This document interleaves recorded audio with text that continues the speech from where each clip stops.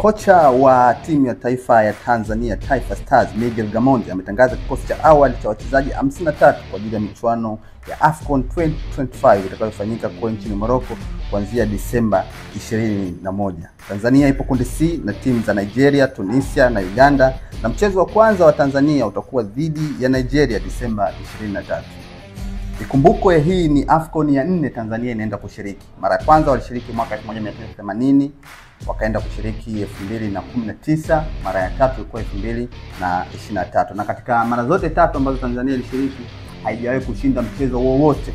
Na kwa mara ya kwanza Tanzania iliweza kupata point kwenye michuano hiyo ya AFCON mwaka 2023 ambao waliondoka na point 2 akiwa katika kundi na Morocco, DR Congo, Zambia.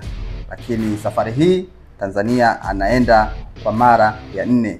Je, ataweza kushinda mchezo wake wa kwanza katika michuano hii ya AFCON? Tanzania ipo kundi C na timu za Nigeria, Tunisia na Uganda, na mechi yake ya kwanza atacheza Disemba 23 dhidi ya Nigeria. Mechi ya pili itakuwa Disemba 27 dhidi ya Uganda, majirani zao hawa, na mechi ya tatu ya mwisho Tanzania atacheza dhidi ya Tunisia Disemba 30.